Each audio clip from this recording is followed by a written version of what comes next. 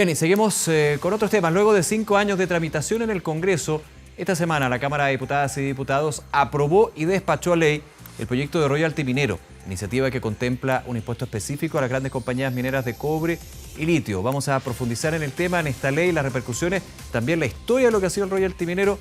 Para eso estamos junto al diputado de la Federación Regionalista Verde Social, Jaime Mulet. Diputado, gracias por acompañarnos. Muy buenas tardes. Muy buenas tardes, muchas gracias a ustedes por la invitación. Oiga, 4 o 5 años de trámite.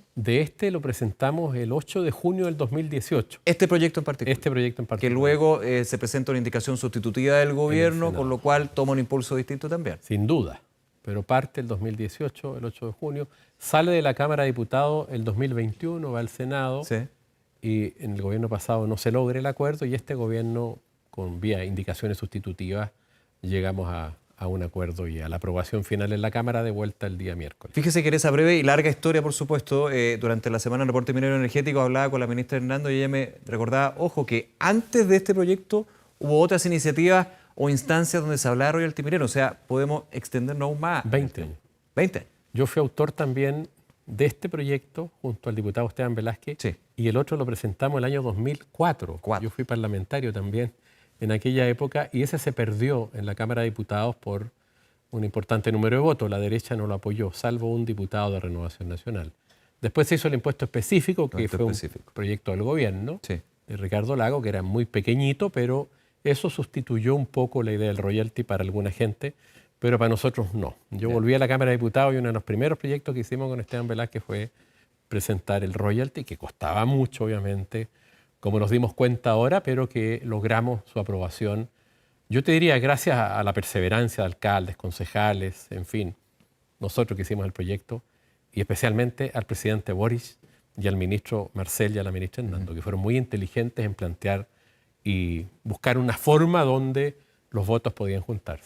Oiga, claro, porque no quiero decir que toma un curso distinto, pero sí un impulso distinto cuando un gobierno con una indicación sustitutiva, que es un tema más bien legal, legislativo, pero patrocina, o sea, dice, este proyecto lo va a hacer mío y yo como gobierno pongo las urgencias también, que eso es bien relevante. Ahora, ha cambiado. Como las 40 horas, lo mismo, el gobierno le puso 40 urgencia y... Ahora, pero independiente de eso, el gobierno no tiene mayoría en ambas cámaras. Entonces, le hago la pregunta a usted como que sabe, ¿qué cambió aquí? ¿Qué pasó de que en esta historia de 20 años hablando de royalty finalmente sale el royalty minero? Yo creo que hubo una situación y condiciones especiales que lo permitieron. Fundamentalmente, a mi juicio, tiene que ver con la forma en que se hace caso a lo que siempre planteamos nosotros desde el royalty del 2004, que tenga asignación regional. Claro. O sea, que vayan parte de los recursos a las regiones mineras y también a las no mineras. Ahora se amplió esto. ¿Ah? A diferencia del proyecto original, se amplía a las mineras y no mineras a nivel nacional. No, siempre se entendió así, pero a las mineras especialmente, pero también un fondo de convergencia para las no mineras. Entonces, eso no se hizo porque no estaba el gobierno detrás. El gobierno de Piñera cuando se tramitó tampoco. Y ahora yo creo que el ministro Marcel, que creo que ha dado pasos muy importantes en descentralización, entendió eso y se hizo con asignación para comunas mineras, no mineras y bueno, todos los fondos que dispone. Y de esa manera logró, obviamente, convencer a parlamentarios que en un principio no estaban convencidos, fundamentalmente de la derecha, al establecer esa asignación para, por ejemplo, el Fondo de Equidad Territorial para 302 comunas más pobres del país, o el Fondo para las comunas mineras, o el Fondo para la Productividad y Desarrollo, o las platas para seguridad, 350 millones de dólares, o las platas 600 millones de dólares en 3 años para las regiones mineras también, para proyectos estructurales. Entonces creo que estructura una fórmula que permite dar con los votos y eso fue inteligencia del ministro Marcel, que además fue muy dúctil en las conversaciones en el Senado en unas circunstancias donde no tenemos mayoría de votos. Tuvo que negociar harto. Y negociar con el... Porque es una parte, no es la única, pero una parte relevante en la negociación que es el guarismo. Partir de un tope máximo de 50, bajar, llegar a 46,5 y finalmente ir a diferenciado, el ad valorem. Son cosas, insisto, bastante técnicas cuando uno aparece con el Excel, pero finalmente tenía que llegar a esa confluencia, pero no fue fácil. De hecho, se descartó en algún minuto bajar de los 50. Claro, no fue fácil. Algunos pensamos... Se dio bastante, a eso me refiero. Claro que se dio bastante, pero yo lo he apoyado con mucha insistencia porque estamos en minoría. Y la verdad eso es realismo. Es realismo. En minoría yo pensé que no iba a salir nunca el royalty. en el Congreso. Incluso en algún momento tuvimos mayoría y hubo gente del propio mundo de lo que fue la concertación que no estaba con él. Y hay que decirlo, hay lobby también, intereses de las compañías mineras de no aumentar la carga tributaria. Pero el ministro hizo concesiones muy importantes. Hay gente que dicen que es un royalty muy pequeño, porque al fijar la tasa del impuesto específico hasta el 26 solamente, la idea era que llegara al 32, Sí. Hay recursos que, por ejemplo, cuando el cobre suba a $6, $7 o sobre $5, son muchos recursos que van a entrar directamente a las compañías mineras y el Estado va a seguir captando el mismo tope del 26 en el específico. Esto en relación a lo que consideraba el proyecto de las fluctuaciones del precio del cobre específicamente. Así lo habíamos hecho en la Cámara de Diputados. Eso cambió. Claro, si llegaba a $6 sobre 4, en fin, iba subiendo la escala, porque es obvio. Sí. Ahora estamos debajo de 4, porque nunca llegamos a sobre 6 como se esperaba en este segundo superciclo que pero yo creo con buenos precios igual. Va a llegar el superciclo igual y bueno, y si llega, bienvenido, y si no llega, estemos preparados. En el litio nos quedamos cortos, con el 40%. Se pensó que iba a llegar a $10.000 y llegó a $81.000 la tonelada del año pasado. Entonces, bueno, ahí hay una cosa, pero hay que ser realistas y yo creo que se logró en un ambiente complejo para el gobierno y valoro mucho lo que se ha hecho siendo un impulsor del royalty de muchos años. Diputado Mulet, le hago la pregunta. Desde la industria, que también ha estado en la mesa, que me parece porque también hay un hecho de la causa, finalmente dicen, me van a subir el impuesto más del que me tengo que pagar ahora, digamos. Ese ha sido... Sí.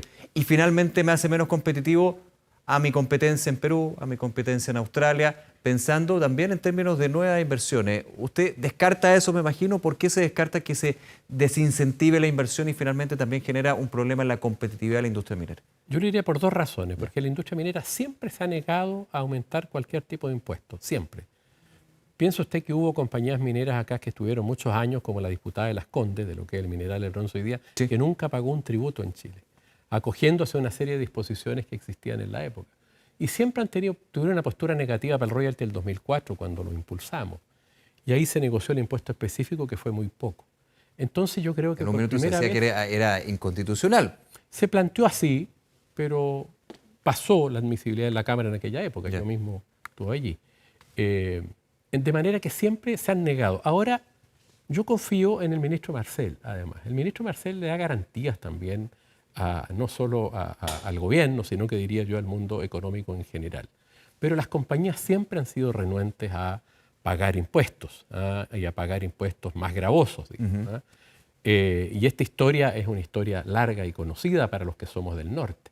Entonces creo que la captación de renta, de la renta económica, por este material que está en el subsuelo, que pertenece a todos los chilenos, se logra hoy día por primera vez al establecer el ad valorem, que es muy chiquitito, el 1%. Expliquemos un poquito eso del ad valorem, porque también es como el tercer puntito, digamos, del proyecto, pero súper relevante. Es muy relevante porque cambia... Ad valorem de 1%. Claro, porque el ad valorem al final lo paga de acuerdo al precio de venta del cobre, tiene que pagar el 1%. Algunas compañías, no todas, las que producen más allá de 80.000 toneladas, sí, y con algunas restricciones también de no pasarse el tope. Pero es muy importante del tope el 46,5. ¿Por qué es importante? Porque se reconoce que tiene que pagar por la materia prima, independientemente de su margen operacional. Y eso es relevante. O sea, cuando lo voy a poner Salvo en términos que sea negativo. Eso, lo voy a meter en términos súper simples. Cuando la materia prima está cara, tiene que pagar más impuestos. Exactamente. Porque finalmente el ingreso es mayor. Ahora, suben los costos también. Sí, suben los costos a veces y piense que hoy día el costo promedio es $2, $2,2, sí, y está a 3,7 y llega a 5. Entonces, durante el superciclo del precio del cobre entre el 2005 y el 2014, hay economistas que calculan que hubo una utilidad adicional a la razonable que se llevó a la industria minera privada en Chile, que va entre los $40.000 y los $120.000. Un estudio de Jorrat, otro estudio del señor James Turla, sí, te fijas, de Michel Jorrat y otros, va en ese rango. Y yo creo que si hubiéramos tenido el royalty antes se hubiera captado, fue mucho dinero. Entonces hay que evitar eso, que las compañías funcionen. Este es un país serio, yo creo que en eso... ¿Usted notó una apertura de la industria minera en este tema? No, yo no lo noté. ¿Usted ve la misma posición que tuvieron en la 2004 misma posición que tuvo el señor von Hayek hace muchos años atrás, o Hayek nomás, no von Hayek, y otros.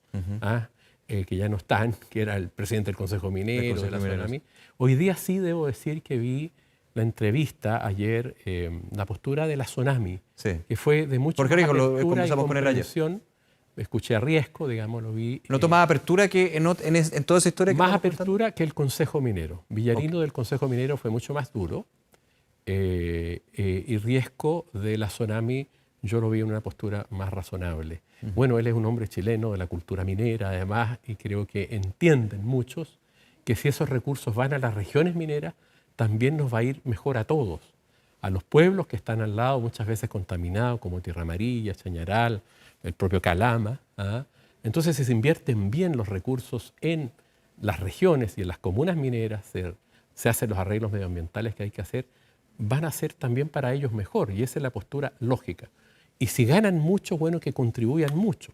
Y si obviamente el precio está más bajo, bueno, que contribuyan menos. Y en el fondo nosotros entendemos que tiene que ser un negocio para ellos, pero obviamente no un negocio solo para ellos, sino que también para el Estado de Chile y sobre todo captar la renta económica, más allá de la operacional financiera, pagar por la materia prima.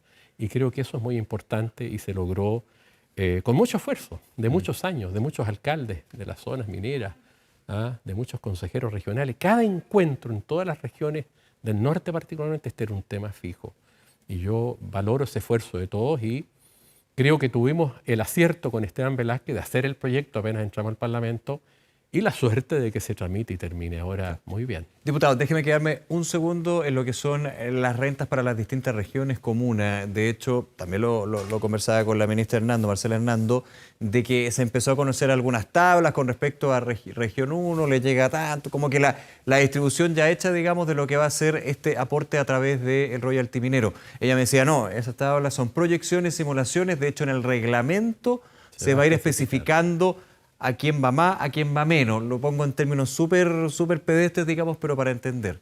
Así es. ¿Cómo lo ve usted en términos de ese desarrollo? Porque también, me imagino, pregunto yo, porque las comunas mineras, donde están los yacimientos, tendrán que recibir más, sin desmerecer a las otras comunas también de otras regiones que también necesitan ese dinero. Claro, están los montos globales de 55 millones de dólares para las comunas mineras, 170 para el Fondo de Equidad Territorial para las comunas no mineras, 225 millones para las regiones. Que esto también empezó proyecciones, porque como son los impuestos pueden recaudar más en un año o menos en un año, digamos, va variando. Ahí el proyecto, y es parte de la inteligencia del ministro Marcel en esto, es que asegura esa cantidad de recursos. Está expresado en unidades tributarias anuales, o en UTM, o mensuales. De manera que asegura 2,5 millones de unidades tributarias mensuales para el caso del Fondo para la Productividad y el Desarrollo, 1,5 millones para el caso de las comunas de equidad territorial, del Fondo de Equidad Territorial, y 800.000 unidades tributarias para el caso del Fondo para las Comunas Mineras. Eso está definido por ley. Le pongo en el caso, no sé si se puede dar. Queda en la ley, pero no sé, lo pongo en el caso, no sé si se puede dar o no, pero que la recaudación no llegue a cumplir con eso establecido por ley. Precisamente los votos los logramos porque se garantiza igual. Ya. ¿Por qué? ¿Cuál es la razón? Eso. Y eso es muy importante porque las comunas, las regiones no pueden tener y estar sujetas a la fluctuación del precio del cobre. Entonces se hace una proyección y se compromete por 10 años. El fondo está comprometido por 10 años de esta manera. Perfecto. De manera que si nos vamos a cero en recaudación, igual tienen que ir los recursos. Ya. Y ahí estuvo la maestría, diría yo, del presidente Boric junto a su ministro Marcel, digamos, en hacer un planteamiento que también daba seguridad a las regiones y a las comunas y a todo Chile. Claro. Entonces, ahora respecto de la proyección de los fondos, es importante saber que hay ecuaciones que siempre son complejas o índices polinómicos. Para las regiones se está usando el FNDR, que se usa y que siempre hay reclamos, que la cantidad de habitantes, que el índice de pobreza, en fin. Y para las comunas se está usando el Fondo Común Municipal. Pero se pretende modernizar esos índices para actualizarlos, ya que por distintas razones, no solo para estos son índices que están un poco pasados de moda. Bien. Hay que meter otros factores hoy día en ese cálculo y así se comprometió el ministro de Hacienda a hacerlo. Diputado Jaime Mulet, nuevamente agradecerle que nos haya acompañado esta tarde. Que le vaya Bueno, bien. muchas gracias a ustedes por la invitación. Cuídese, que esté muy bien. Gracias.